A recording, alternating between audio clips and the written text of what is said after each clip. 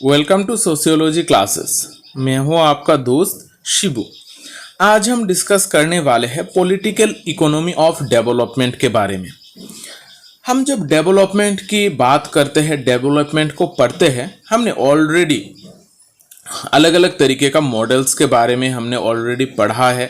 यहाँ पर हम बहुत सारे अप्रोचेस की भी बात करते हैं डेवलपमेंट को लेकर, यानी कि कोई भी एक कंट्री में डेवलपमेंट किस तरीके से होगा उसका एक डिफरेंट अप्रोच होता है। इसी तरीके का एक अप्रोच है पॉलिटिकल इकोनॉमी अप्रोच, यानी कि यहाँ पर हम पढ़ने वाले हैं कि पॉलिटिकल इकोनॉमी अप्रोच के अंडर में डेवलपमेंट को किस तरीके से देखा जाता है, वहाँ पर कौन से वो की पॉइंट्स है जिसके ऊपर फोकस किया जाता है, और आखिर में हम थोड़ी क्रिटिसिज्म के बारे में भी बात करने वाले हैं, यानी कि पॉलिटिकल इकोनॉमी ऑफ डेवलपमेंट का क्या क्या क्रिटिसिज्म है।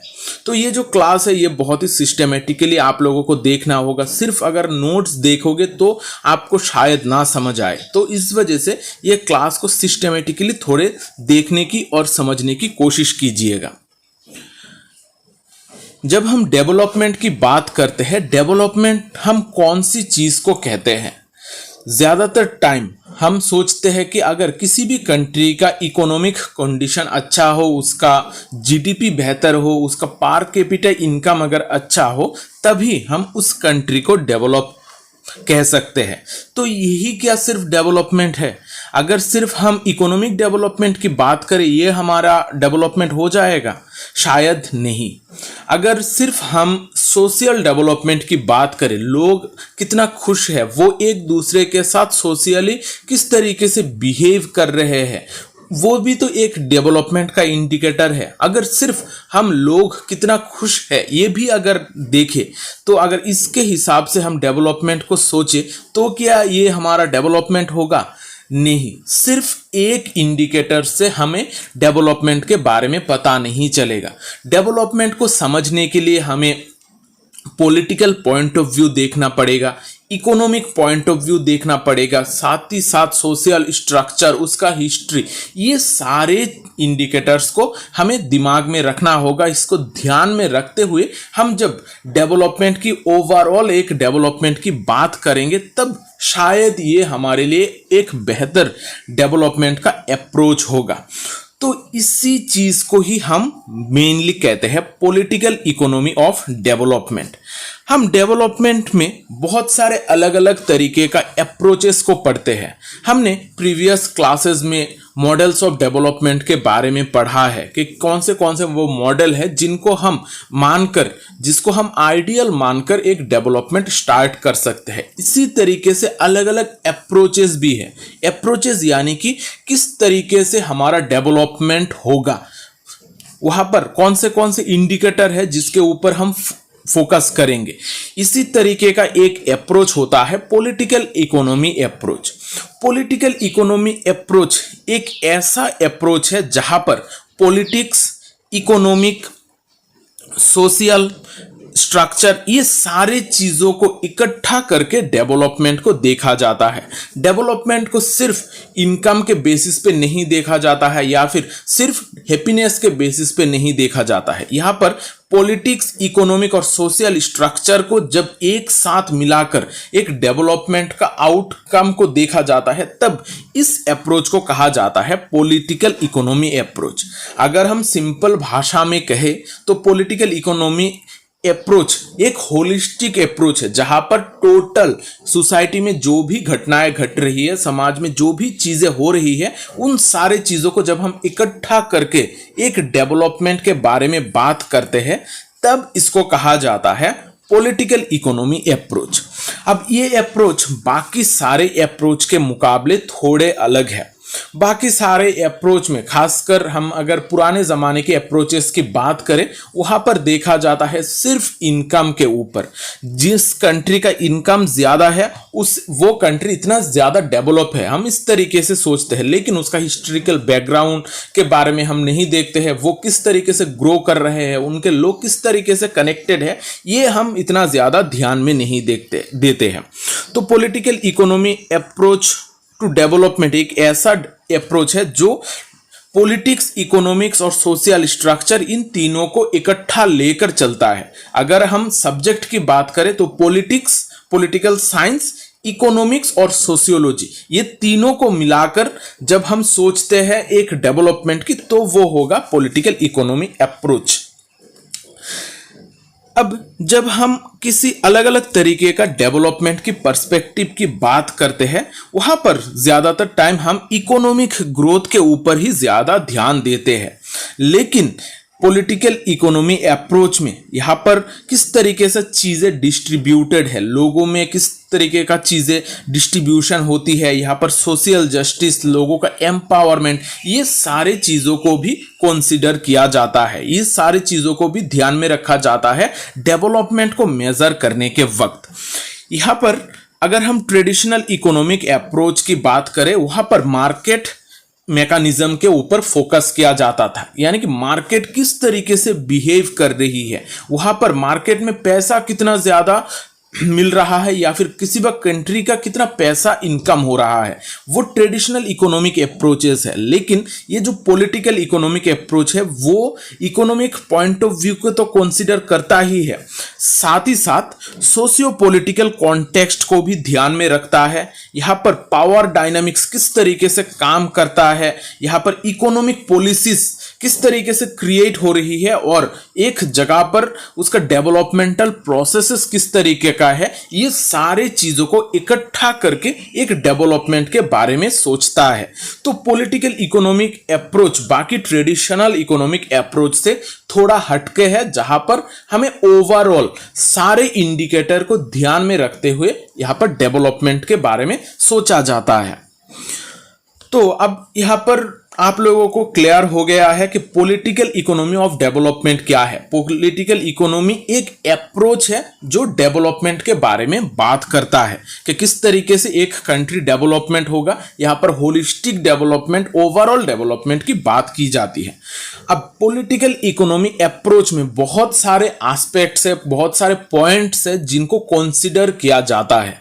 अब ये जो सारे पॉइंट्स है ये हम एक एक करके डिटेल में कवर करेंगे। यहाँ पर कुछ पॉइंट्स है जो आप लोगों को ध्यान में रखना होगा, इसको एग्जाम में लिखते वक्त इसको जरूर कोट करने की कोशिश कीजिएगा।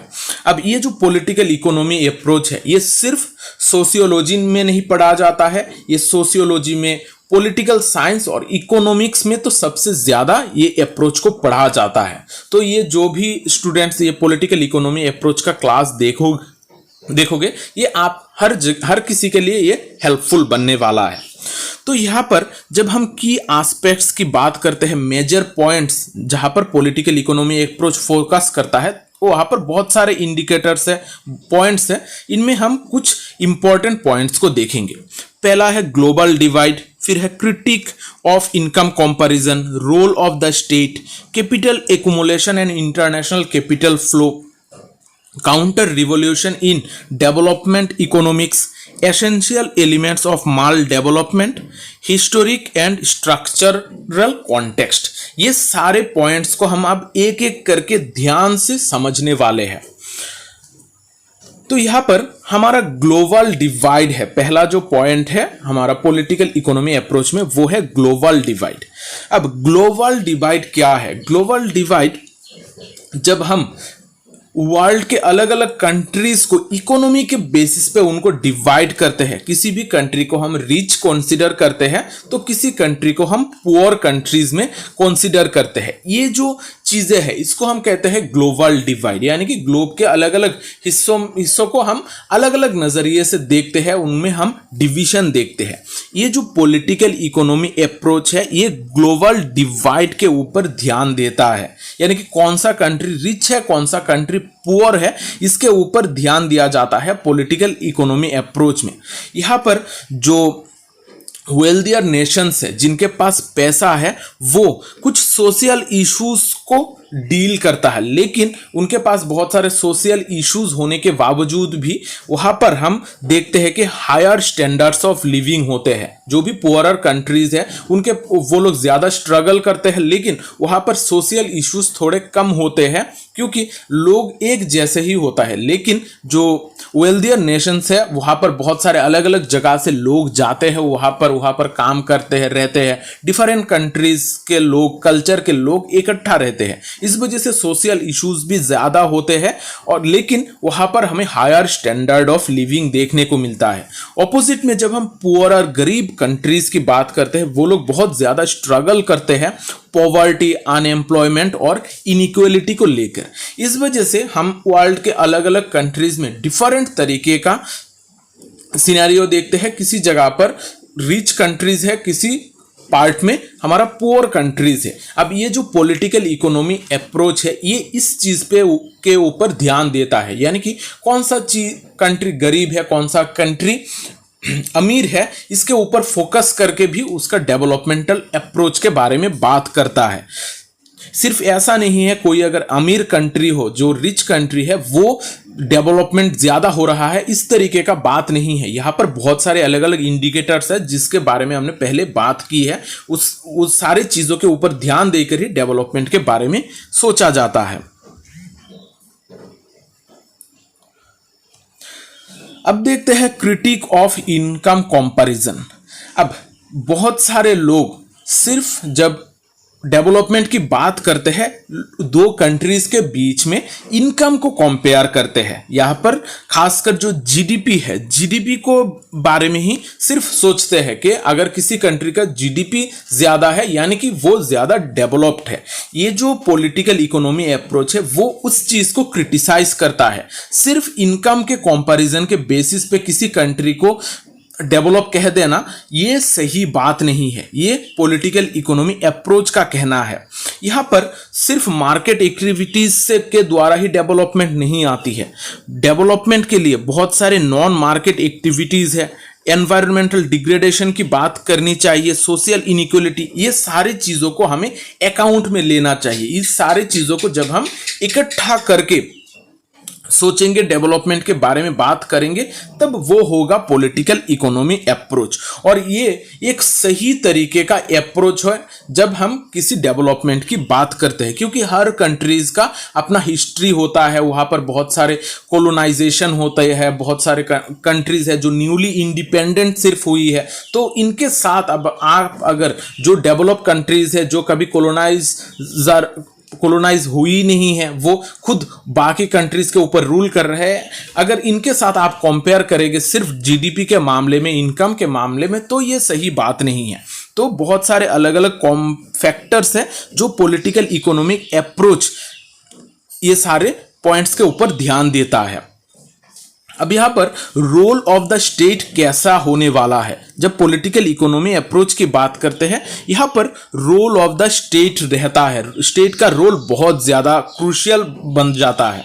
यहां पर मार्केट किस तरीके से रेगुलेट करेगा, यानी कि मार्केट किस तरीके से चलने वाला है, लोगों में रिसोर्सेस किस तरीके से डिस्ट्रीब्यूट करना है, पब्लिक गुड्स किस तरीके से प्रोवाइड करना है, जैसे हेल्थ केयर, सैनिटेशन, फूड, ये सारी चीजें किस तरीके से रीडिस्ट्रीब्यूट करना है, ये काम करता है स्टेट। इस वजह से इस पॉलिटिकल इकोनॉमी अप्रोच में स्टेट के ऊपर बहुत ज्यादा फोकस किया जाता है और स्टेट का रोल बहुत ज्यादा क्रूशियल हो जाता है, क्योंकि स्टेट ही इन्वॉल्व होता है। अगर कोई मार्केट फेल्यूर हो या फिर कोई भी डेवलपमेंटल बेनिफिट्स है वो अगर लोगों तक पहुंचानी है, तो ये स्टेट का ही काम होता है। जो भी गवर्नमेंट होता है वो ही ये सारे काम कर सकते हैं।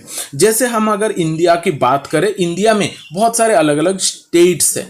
इंडिया में हर जगह पर लगभग एक ही तरीके का चीज़ों को इम्प्लीमेंट किया जाता है, लेकिन कोई एक जगह है जहां पर बेहतर इम्प्लीमेंट होता है, कोई एक पार्ट ऐसा होता है जहां पर इस तरीके का फोकस नहीं दिया जाता है। जैसे आजकल न्यूज़ में बहुत चर्चा में है बिहार में ज़्यादातर जो भी पुल बनाया गया है, ब्रिजेस बनाए गए हैं, वो सारे टूट रहे हैं, यहाँ पर जो भी प्रोजेक्ट्स बने हैं उसमें बहुत ज़्यादा करप्शन है, यानी कि यहाँ पर स्टेट का रोल बहुत ज़्यादा है। अगर करप्शन होगी तो डेवलपमेंट नहीं होगा। अगर आप इकोनॉमिक डेवलपमेंट की बात करो या फिर कोई भी पॉलिसीज की इम्प्लीमेंट की बात करो, लोगों तक चीज़ें पहुँचाने की बात करो, तो स्टेट का रोल बहुत ज़्यादा इंपॉर्टेंट हो जाता है। और स्टेट के रोल के ऊपर फोकस करता है ये पॉलिटिकल इकोनॉमिक अप्रोच। फिर है capital accumulation and international capital flows.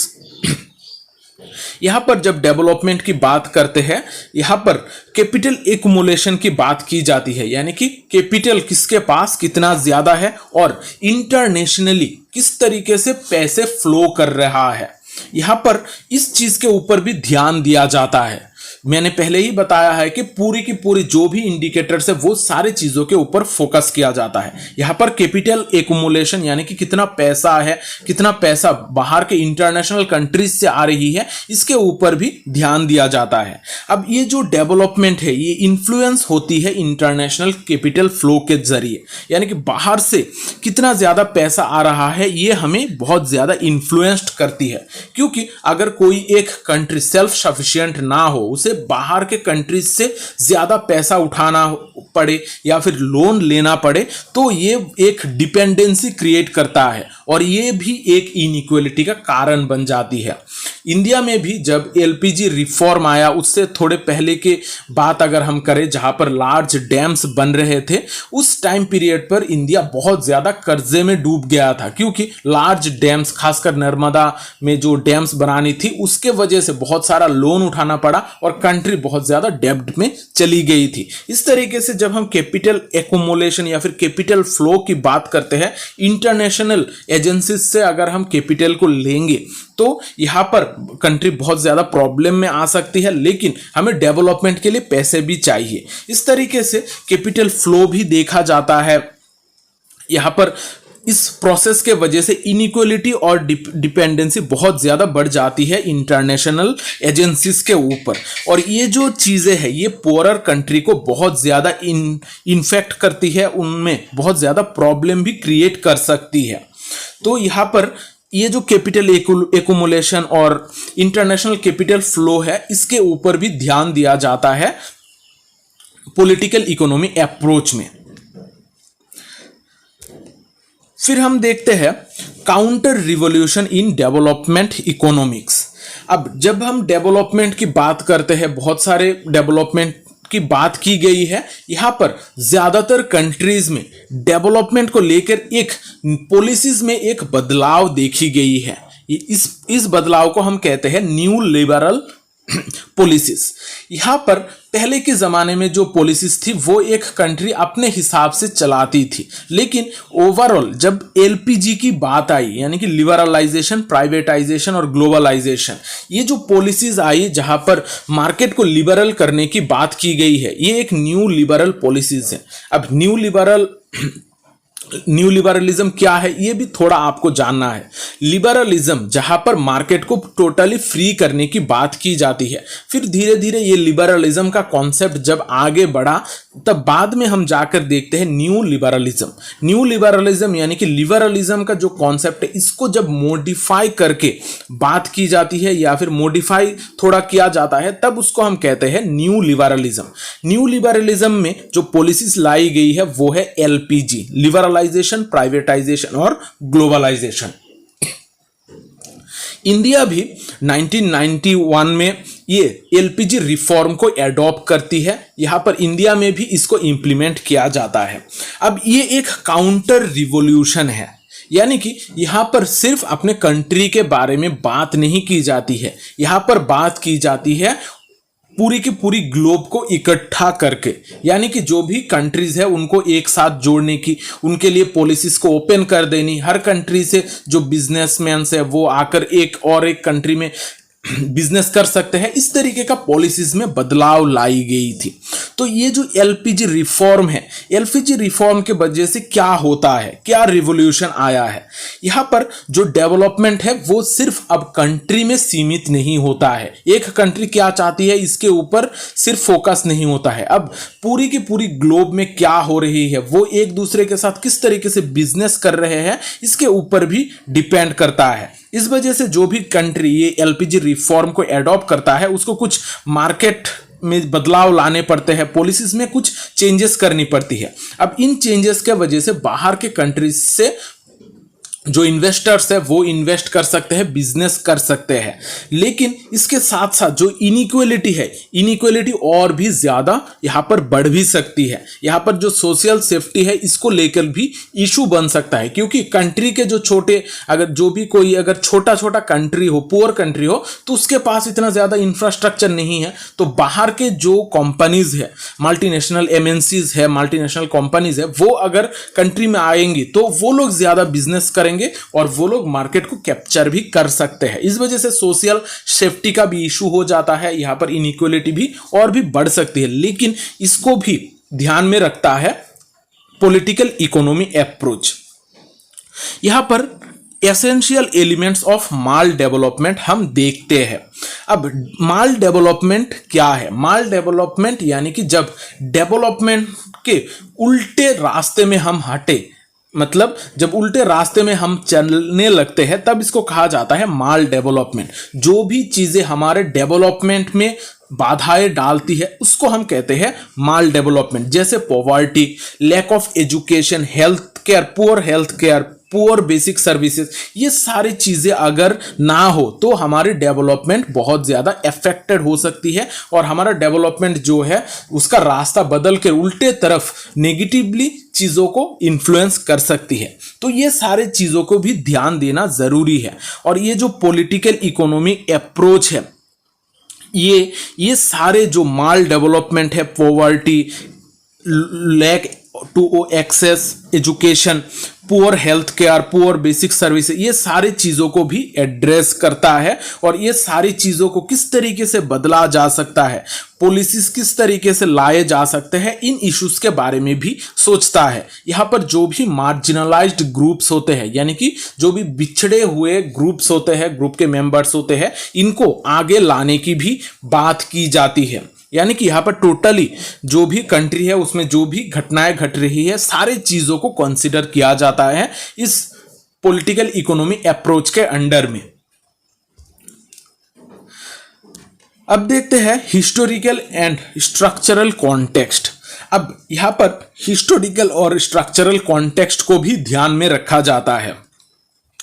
जब हम कंट्री की बात करते हैं, हर कंट्री सेम नहीं होती है, उसका स्ट्रक्चर सेम नहीं होता है, उसका जो हिस्ट्री है उसमें हिस्ट्री में क्या घटनाएं घटी है, वहां पर लोगों में जो इंटरकनेक्शन है वो सारे चीजें सेम नहीं होता है। किसी किसी कंट्री का हमने देखा है कि कॉलोनियल हिस्ट्रीज है, जैसे हमारा इंडिया का है। किसी कंट्रीज का ग्लोबल इकोनॉमिक स्ट्रक्चर अलग होते हैं, हर कंट्रीज का डिफरेंट होते हैं। यहाँ पर सोशल डायनामिक्स जो लोगों को जोड़े रखता है, उनके बीच में रिलेशन भी अलग होते हैं। अगर हम सिर्फ इंडिया की बात करें, इंडिया का कॉलोनियल हिस्ट्री है, यहाँ पर हर जगह का, इंडिया में भी अलग अलग जो जगह है उसका इकोनॉमिक स्ट्रक्चर डिफरेंट है। यहाँ पर बहुत सारे अलग अलग तरीके के कल्चर के लोग हमें देखने को मिलता है। तो ये सारी चीजों को भी कंसिडर करना जरूरी है। पॉलिटिकल इकोनॉमिक अप्रोच में ये सारे चीजों को कंसीडर किया जाता है। हिस्ट्री में क्या घटनाएं घटी है, इसके वजह से इकोनॉमी किस तरीके से अफेक्टेड हुई है, और सोशल स्ट्रक्चर में किस तरीके का बदलाव लाने की जरूरत है, या फिर क्या क्या बदलाव आ रही है, ये सारे चीजों को ध्यान में रखा जाता है पॉलिटिकल इकोनॉमी अप्रोच में। अब यहां पर हमने जो भी 7 पॉइंट है, ये सातों पॉइंट हमें कौन सी तरफ ध्यान देने की बात करता है। ये जो अगर हम ओवरऑल बात करें पॉलिटिकल इकोनॉमी अप्रोच की, तो ये एक होलिस्टिक इकोनॉमिक अप्रोच है। यानी कि ये टोटल कंट्री में जो भी घटनाएं घट रही है उस चीज के बारे में बात करता है। यहां पर इकोनॉमिक, सोशल और पॉलिटिकल डायमेंशन को भी ध्यान में रखा जाता है। इसको ध्यान में रखकर पॉलिसीज तैयार की जाती है। यहां पर इक्विटी को प्रमोट किया जाता है, यानी कि हर किसी को इक्वल हक मिले, इस तरीके का चीजों को प्रमोट किया जाता है। और सस्टेनेबल डेवलपमेंट के बारे में भी बात की जाती है। यहां पर पॉलिटिकल इकोनॉमिक अप्रोच एक बेहतर अप्रोच है पुराने जमाने के अप्रोच के मुकाबले, जहां पर पुराने जमाने में सिर्फ इनकम के बेसिस पे, जीडीपी के बेसिस पे डेवलपमेंट को इंडिकेट किया जाता है। अब ये जो पॉलिटिकल इकोनॉमिक अप्रोच है, इसको भी बहुत सारे ग्राउंड में क्रिटिसाइज किया जाता है, इसके भी बहुत सारे चैलेंजेस हैं। अब इन चीज़ों को भी थोड़ा देखना ज़रूरी है, क्योंकि हम अगर सिर्फ पॉजिटिव चीज़ों के बारे में बात करेंगे तब शायद हमें इसका नेगेटिव क्या हो सकता है इसके बारे में पता ना चले। तो इसके रिगार्डिंग हमें कुछ क्रिटिसिज्म और चैलेंजेस भी जानने होंगे। तो यहाँ पर बहुत सारा कॉम्प्लेक्सिटी हमें देखने को मिलता है। हमने पॉलिटिकल इकोनॉमी अप्रोच की जब बात की है, यहाँ पर इकोनॉमिक्स, पॉलिटिकल साइंस, सोशियोलॉजी, इन सारे एस्पेक्ट को ध्यान में रखा जाता है। तो यहाँ पर जब इतने सारे इंडिकेटर्स को हम ध्यान रखेंगे तो ये एक बहुत कॉम्प्लेक्स और डिफिकल्ट बन जाता है। अगर हमें इसके यूज़ करना है, इसको ऑपरेशन में लाना है, ये यहाँ पर हमें सोसाइटी में इस चीज़ को इम्प्लीमेंट करना है, तो ये बहुत एक कॉम्प्लेक्स चीज़ बन जाती है जब हम इसकी बात करते हैं। तो पॉलिटिकल इकोनॉमी अप्रोच एक तो सही अप्रोच है, लेकिन ये बहुत डिफिकल्ट है और कॉम्प्लेक्स है, क्योंकि इतना सारा मल्टीपल फैक्टर्स और एक्टर्स को हमें कंसीडर करके एक नए तरीके का डेवलपमेंट के बारे में बात करना बहुत कॉम्प्लेक्स बन जाता है। फिर यहाँ पर सब्जेक्टिविटी का भी चांस रहता है। अब यहाँ पर दो टर्म है, एक होता है सब्जेक्टिविटी और एक होता है ऑब्जेक्टिविटी। सब्जेक्टिविटी में किसी एक ग्रुप को ध्यान में रखा जाता है, कोई भी एक इंसान या फिर कोई भी एक ग्रुप को ध्यान में रखा जाता है, उसको देखकर ही पॉलिसीज तैयार की जाती है। और ऑब्जेक्टिविटी में जब ओवरऑल सारे लोगों को देखा जाता है तब इसको कहा जाता है ऑब्जेक्टिविटी। अब यहाँ पर सब्जेक्टिविटी का भी चांसेस रहते हैं, क्योंकि आप हर किसी इंडिकेटर को देखते हो, आप सोसाइटी में जो भी घटनाएं घट रही है सारे चीजों को ध्यान में रखने की कोशिश करते हो। लेकिन ऐसा भी हो सकता है कि कोई भी एक इंडिकेटर है या फिर कोई भी एक ऐसा इशू है जो पॉलिसीज बनाते वक्त उनके ध्यान में चला जाए, तो उसके ऊपर ज्यादा ध्यान दिया जाए। जैसे आप अगर इंडिया की बात करें, इंडिया का एजुकेशन के सिस्टम की बात करें, जैसे यहाँ पर नो डिटेंशन पॉलिसीज चलती है 1 to 8 तक, यानी कि क्लास 8 तक किसी को फेल नहीं कराया जाता है। अब किसी को फेल ना कराने का मकसद क्या था? बहुत सारे ऐसे स्टूडेंट्स थे जिनको जोर देकर उनको काम कराया जाता था, स्कूल से बाहर निकाल दिया जाता था और वो अलग अलग जगहों पर काम करते हुए हमें दिखते थे। लेकिन ये सारे लोगों को बचाने के लिए, ये जो सारे बच्चे हैं इनको बचाने के लिए नो डिटेंशन पॉलिसी लाई गई है, मिड डे मील स्कीम लाई गई है ताकि वो लोग स्कूल में जाए। तो यहाँ पर क्या हुआ, वो जो एक स्पेशल ग्रुप के बच्चे हैं उनके ऊपर सिर्फ ध्यान दिया गया, लेकिन इसके वजह से जो बाकी स्टूडेंट थे जो पहले पढ़ते थे या फिर अपने आप को इंप्रूव करने की कोशिश करते थे, ज्यादातर अगर हम विलेजेस की बात करें वहां पर हम देखते हैं कि वो लोग अब पढ़ते नहीं हैं। वहां पर जो स्टूडेंट्स हैं वो लोग जानते हैं कि वो क्लास 8 तक ऑटोमेटिकली पास करके चले जाएंगे, तो उनका जो स्टडी का सिस्टम है वो बदल गया है, वो लोग इतना ज्यादा पढ़ते नहीं हैं। तो यहाँ पर सब्जेक्टिव चीजें, घटनाएं घट चुकी है। तो इसी तरीके से हम अगर कोई भी एक चीज के ऊपर फोकस करेंगे तो सब्जेक्टिव होने के चांसेस है और इसके वजह से जो लॉन्ग टर्म बाकी जो लोग हैं उनके ऊपर भी इफेक्ट आ सकता है। यहाँ पर इसी वजह से हम कह सकते हैं कि पॉलिटिकल इकोनॉमी अप्रोच में सब्जेक्टिविटी का भी चांसेस है। अब यहाँ पर जब इम्प्लीमेंटेशन की हम बात करते हैं, क्योंकि पॉलिटिकल इकोनॉमी अप्रोच एक कॉम्प्लेक्स अप्रोच है जहां पर बहुत सारे अलग अलग फैक्टर्स काम करते हैं, तो इसको इम्प्लीमेंट करना भी इतना ही मुश्किल है, क्योंकि ये सारे इंडिकेटर्स को, जो भी सारे पॉइंट्स है, इनको ध्यान में रखते हुए एक पॉलिसी तैयार करना बहुत ही चैलेंजिंग है।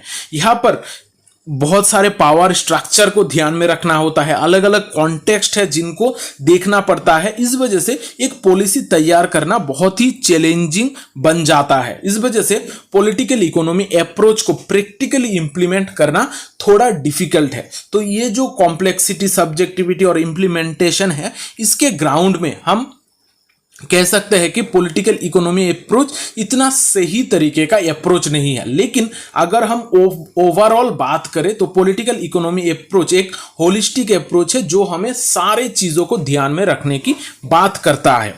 तो आशा करता हूं आज का जो ये क्लास है, यहां पर मैंने पॉलिटिकल इकोनॉमी ऑफ डेवलपमेंट के बारे में आपको समझाने की कोशिश की है, तो इसको आप लोगों को समझ में आया होगा। अगर फिर भी कोई दिक्कत है तो आप मुझे कमेंट करके बता सकते हो, लेकिन मैंने कोशिश की है कि जितना हो सके, क्योंकि टेक्स्ट बुक में बहुत सारी चीज़ें दी गई है, ये सारे चीज़ों को इकट्ठा करके इसमें से जो मेजर पॉइंट्स है वो निकाल के आपको दूं, ताकि आपको एग्जाम में बहुत ज़्यादा हेल्प हो सके। तो अगर क्लास अच्छी लग रही है तो कॉमेंट भी करना और चैनल को सब्सक्राइब कर देना, और ये जो वीडियो है इसको लाइक और शेयर भी कर दीजिएगा, क्योंकि शेयरिंग इज केयरिंग। जब आप दोस्तों के साथ चीज़ें शेयर करते हो तभी उनको पता चलता है कि आप उनके लिए केयर करते हो। तो मिलते हैं अगली सेशन में, तब तक अच्छे रहिए, स्वस्थ रहिए और लोगों में प्यार बांटते रहिए। जय हिंद।